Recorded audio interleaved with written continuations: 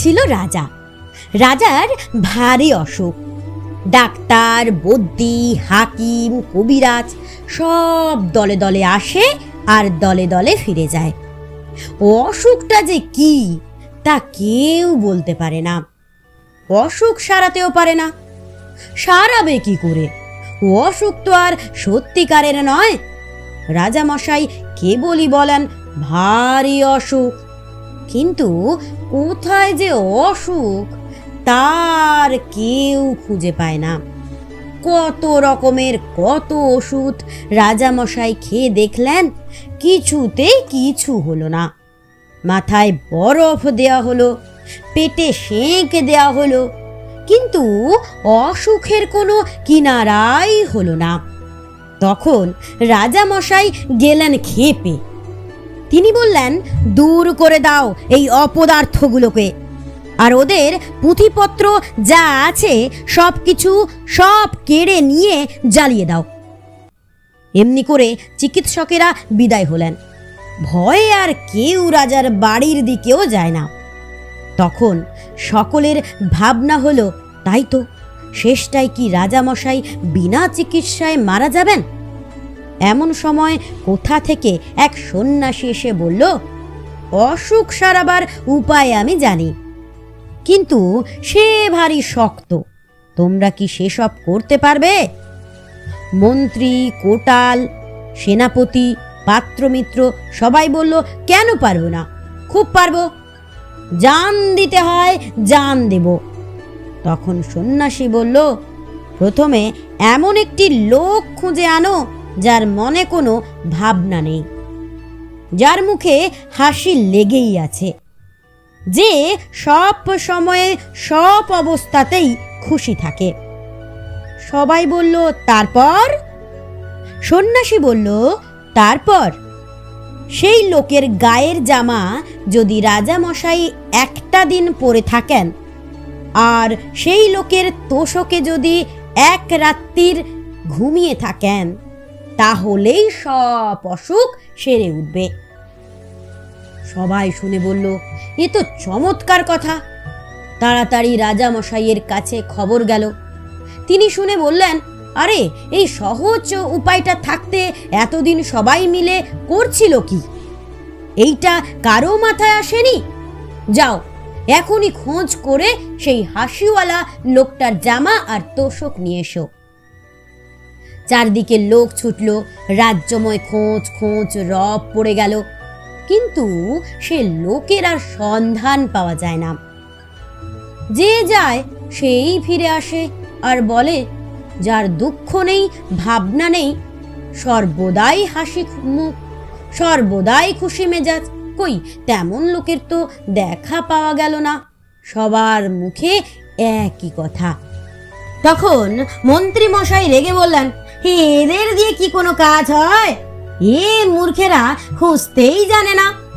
এই বলে তিনি নিজেই বেরোলেন সেই অজানা লোকের খোঁজ করতে। বাজারের কাছে মস্ত এক দালানের সামনে তিনি দেখলেন মেলা লোক জমে গিয়েছে, আর এক বুড়ো শেঠজি হাসি মুখে তাদের চাল, ডাল, পয়সা আর কাপড় দান করছে। মন্ত্রী ভাবলেন, বাহ, এই লোকটাকে তো বেশ হাসি খুশি দেখাচ্ছে, ওর তো অনেক টাকা পয়সাও আছে দেখছি, তাহলে আর ওর দুঃখই বা কিসের, ভাবনাই বা কিসের?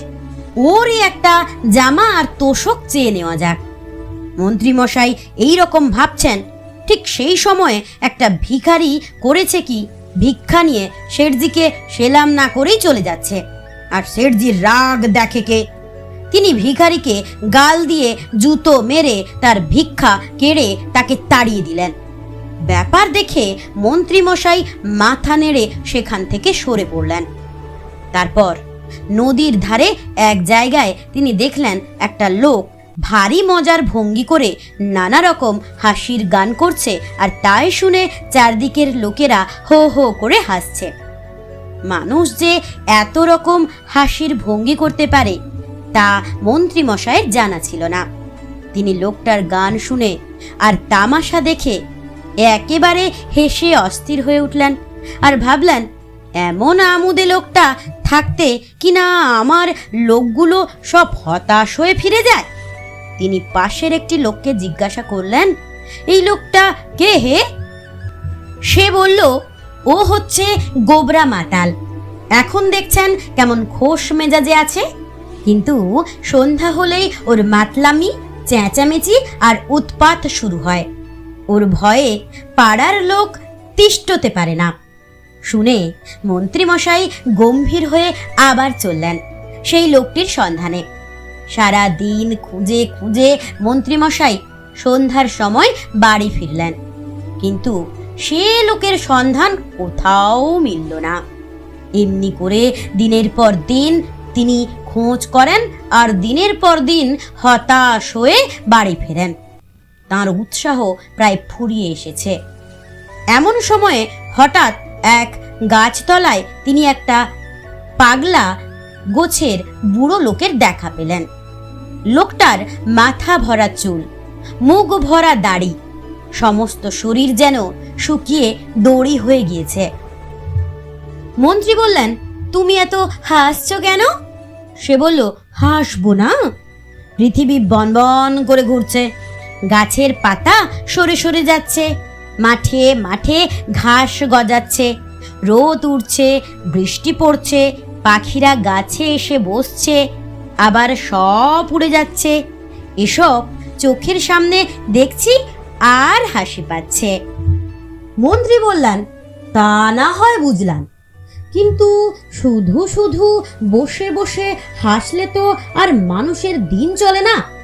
তোমার কি আর কোনো কাজকর্ম নেই? ফকির বলল, তা কেন থাকবে না? সকালবেলায় নদীতে যাই, সেখানে স্নান টান সেরে লোকজনের যাওয়া আসা, কথাবার্তা, এই সব তামাশা দেখে আবার গাছতলায় এসে বসি। তারপর যেদিন খাওয়া জোটে খাই, যেদিন জোটে না খাই না। যখন বেড়াতে ইচ্ছে হয় বেড়াই, যখন ঘুম পায় তখন ঘুমাই। কোনো ভাবনা চিন্তা হট্টগোল কিছুই নেই, ভারী মজা। মন্ত্রী খানিক মাথা চুলকে বললেন, যেদিন খাওয়া পাও না সেদিন কি করো? ফকির বলল, সেদিন তো কোনো ল্যাঠাই নেই, চুপচাপ পড়ে থাকি আর এই সব তামাশা দেখি। বরং যেদিন খাওয়া হয় সেদিনই হাঙ্গামা বেশি। ভাত মাখো রে, গ্রাস তোলো রে, মুখের মধ্যে ঢোকাও রে, চিবও রে, গেলো রে, তারপর জল খাও রে, আচাও রে, হাত মুখ মোছো রে, কত রকম কাণ্ড। মন্ত্রী দেখলেন এতদিনে ঠিক মতন লোক পাওয়া গিয়েছে। তিনি বললেন, তোমার গায়ের এক আধখানা জামা দিতে পারো? তার জন্য তুমি যত ইচ্ছা দাম নাও, আমরা দিতে প্রস্তুত আছি। শুনে লোকটা হো হো করে হাসতে লাগলো। বলল, আমার আবার জামা? এই সেদিন একটি লোক একটি শাল দিয়েছিল, তাও তো ছাই ভিখারিকে দিয়ে ফেললাম। জামাটা আমার ধারি ধারি না কোনোদিন। মন্ত্রী বললেন, তাহলে তো মহা মুশকিল। যদি বা একটা লোক পাওয়া গেল, তারও আবার জামা নেই। আচ্ছা, তোমার বিছানার তোষকখানা দিতে পারো? কত দাম চাও বলো, আমরা টাকা ঢেলে দিচ্ছি। এবারে ফকির হাসতে হাসতে মাটিতে লুটিয়ে পড়ল। তার হাসি আর থামেই না। অনেকক্ষণ হেসে তারপর সে বলল, 40 বছর বিছানাই চোখে দেখলাম না, তা আবার তোষক আর গদি। মন্ত্রী মশাই বড় বড় চোখ করে বললেন, জামাও গায়ে দাও না, লেপ কম্বল বিছানাও সঙ্গে রাখো না, তোমার কি অসুখও করে না ছাই? ফকির বলল, অসুখ? অসুখ আবার কি? অসুখ টসুখ ওসব আমি বিশ্বাস করি না। যারা কেবল অসুখ অসুখ ভাবে তাদেরই খালি অসুখ করে।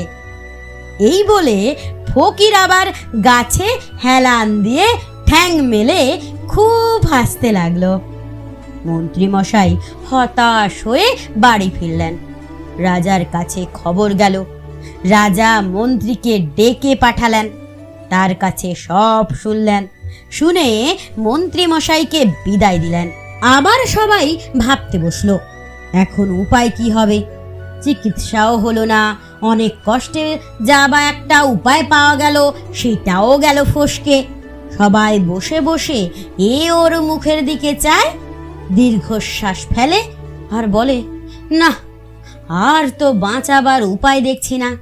ওদিকে রাজা মশাই ভাবতে বসেছেন, আমি থাকি সবসময় রাজার হালে, ভালো ভালো জিনিস খাই, কোনো কিছুর অভাব নেই, লোকেরা সব সময় তোয়াজ করছেই। আমার হলো অসুখ, আর ওই হতভাগা ফকির, যার চাল চুলো কিচ্ছু নেই, জামা নেই, কম্বল নেই, গাছতলায় পড়ে থাকে, যা পায় তাই খায়, সে কিনা বলে অসুখ টসুখ কিছু মানেই না। সে ফকির হয়ে অসুখ উড়িয়ে দিতে পারলো, আর আমি রাজা হয়ে পারবো না? তারপর দিনই রাজা ঘুম থেকে উঠে পাত্র মিত্র সবাইকে ডেকে বললেন, যা হতভাগা মুখ্যগুলো সব সভায় বসকে যা, তোরা কেউ কিছু করতে পারলি না। এখন এই দেখ, আমার অসুখ আমি নিজেই সারিয়ে দিয়েছি। আজ থেকে আবার সভায় গিয়ে বসবো, আর যে টু শব্দটি করবে তার মাথা উড়িয়ে দেব।